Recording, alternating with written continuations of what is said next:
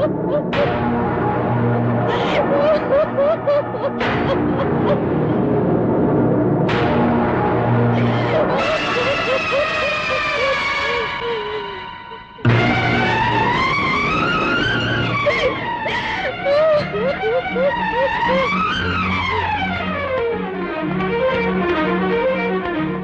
টয়লেটে এসেছিলি কেন? কিছু না। কি রক্ত কি করে লাগলো? লেগেছে হয়তো কোনোভাবে, দেওয়ালে, দরজায়, সব জায়গায় তো লেগে আছে।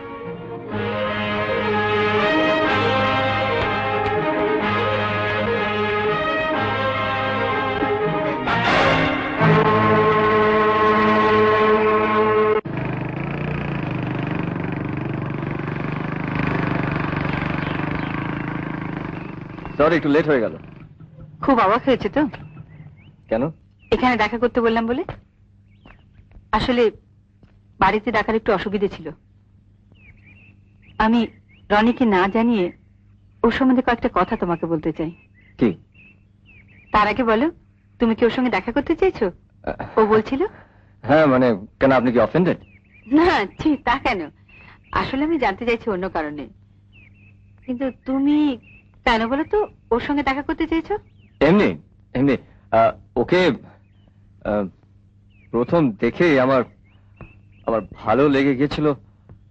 রনিরও তোমাকে খুব ভালো লেগেছে। একদিন অনেকবারও তোমার কথা বলেছে। ডেভিড, রনি আসলে খুব ইমোশনাল, কল্পনা প্রবণ, ইমপ্র্যাকটিক্যাল ছেলে মানুষ। এই যে তুমি দেখা করার কথা বলেছো না, এরই মধ্যে কত কি ভেবে নিয়েছি জানো? কি ভেবেছে? কি বলবো বলো তো? She is in love with you. I mean, আমি তো ঠিক সেইভাবে। আরো একটা কথা তোমায় বলে রাখি, রনি অতিমাত্রায় ভীতু। সবসময় ওর মধ্যে একটা ভয় কাজ করে। বছর দিয়ে আগে একটা কার অ্যাক্সিডেন্টে আমার শ্বশুর শাশুড়ি মারা যান। সেই থেকে রনি একটা টেনশনে ভোগে। কলকাতায় থাকতে অনেক বড় বড় ডাক্তার দেখানো হয়েছে, তারা ভরসাও দিয়েছেন, শুধু বলেছেন সময় নেবে। আচ্ছা, ওর এই টেনশনটা কিরকম? নানা রকম। তুমি শুনলে হাসবে। ওই যে কিছুদিন আগে একটা রিউমার উঠেছিল না, একটা বুড়ি সম্বন্ধে, ডাইনি বলে। হ্যাঁ হ্যাঁ, যিনি ওই লাফিয়ে পড়ে আত্মহত্যা করেছিলেন। রাইট। গ্রামের লোকেরা রটিয়ে দিয়েছিল ওই বুড়িটা মরে গেলে ওর আত্মা অন্য লোকের উপর ভর করবে। বুঝতে পেরেছি। রনির ধারণা ওই বুড়ির আত্মা রনির উপর ভর করেছে। স্ট্রেঞ্জ। আসলে কথাগুলো তোমাকে বলার একটা উদ্দেশ্য আছে। তোমাদের এই মেলামেশার ফলে যদি কোনো রকম ঘনিষ্ঠতা হয়, পরে কোনো কারণে যদি সেটা বজায় না থাকে, তাহলে রনির খুব ক্ষতি হয়ে যাবে। এমনকি ওর পক্ষে সম্পূর্ণভাবে মেন্টালি ডিসব্যালেন্স হয়ে যাওয়া অসম্ভব নয়। আই এম সরি বৌদি, আমি ঠিক জানতাম না। ঠিক আছে, আমি ওর সঙ্গে দেখা করব না। না না দেবীর, আমি আমি তা মনে করিনি। কিন্তু আসলে রনি খুব টাচি, তাই কথাগুলো আগে থেকে তোমাকে একটু বলে রাখলাম। তোমার সঙ্গে মিশলে ওর ভালোই হবে, অনেক প্র্যাকটিক্যাল হতে পারবে। শুধু একটা জিনিস খেয়াল রেখো, তোমাদের আলোচনা যেন কখনোই খুব সিরিয়াস না হয়। ঠিক আছে। তাহলে কাল আমাদের বাড়িতে আসছো? কাল? হ্যাঁ। কিন্তু কাল তো আমার কোনো কাজ নেই। যদি না আসো তাহলে বুঝবো তুমি আমার উপর রাগ করেছো। না না, রাগ করবো না, কালকে আমি আসবো। সত্যি আপনি এত হাসাতে পারেন না। Thank you for the compliments. Sugata বৌদি আপনার গানে খুব প্রশংসা করছিলেন। তাই বুঝি? হ্যাঁ।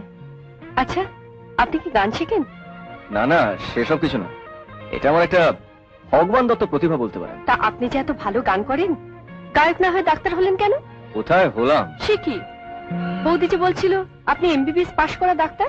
ওটা তো একটা অ্যাক্সিডেন্ট, আসলে আমার অ্যাম্বিশনটা অন্য ছিল। কি? আমার জীবন ইচ্ছে ছিল পুলিশ হব, বন্দুক ঠন্দুক থাকবে, ঠাই ঠাই করে গুলি চালাবো। তোমার বুঝি খুব গোয়েন্দা উপন্যাস পড়ার শখ? হলেও তোমাকে মানাতো না, তোমাকে ডাক্তারটাই মানায়।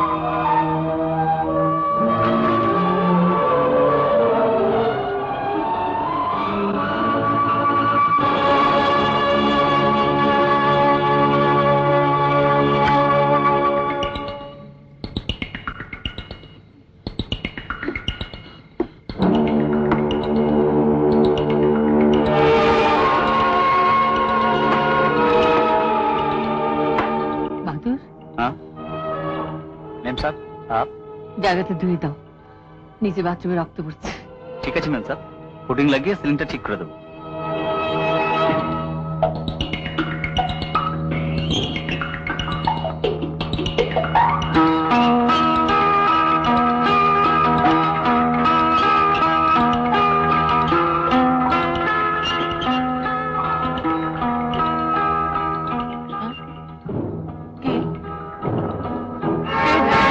কে ওখানে?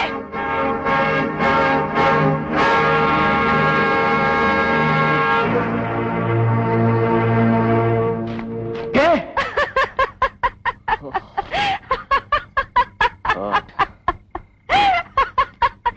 তুমি?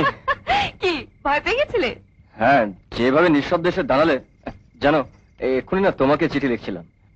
ডিয়ার রনি, অনেক কিছু বলার আছে, কবে দেখা হবে, অনেক কিছু বলার আছে যা লিখে বোঝানো যায় না। এই দেখো। সত্যি? কই দেখি।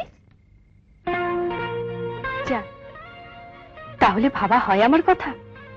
ভাবা হয় মানে? দিন রাত শুধু ভাবি রনি রনি রনি। আচ্ছা, তুমি ভাবো আমার কথা? আমি? কি মনে হয়? তুমি বলো না। বলছি।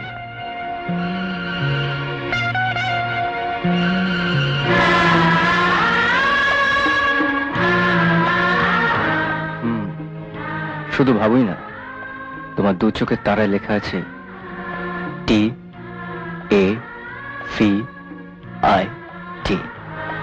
মানে ডেভিড, আমার নাম। ধ্যাৎ, মোটেই না। না না না। নাচের ক্লাসে যাব বলে বাড়ি থেকে বেরিয়েছিলাম।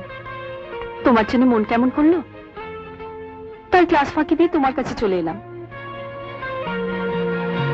কি হলো তো? তাহলে তো সেলিব্রেট করতে হয়। কি দিয়ে করব? মারবো কিন্তু। তাহলে কি দিয়ে করব? তুমি তো কফি খেতে ভালোবাসো, তাই কফি দিয়ে সেলিব্রেট করবো। চলো। চলো মানে? কফি বানাতে? না, তুমি আমার গেস্ট, কফি আমি বানাবো। না না, আমি থাকতে তুমি হাত পোড়াবে কেন? আমি এখানে আসছি। রনি, রনি শোনো, তাহলে এক্ষুনি রান্না করে ঢুকবে, তা কি করে হয়? বলছি আমি তৈরি করবো কফি। সার্টেনলি নট, কফি আমি বানাবো, তুমি এখানে চুপচাপ বসো।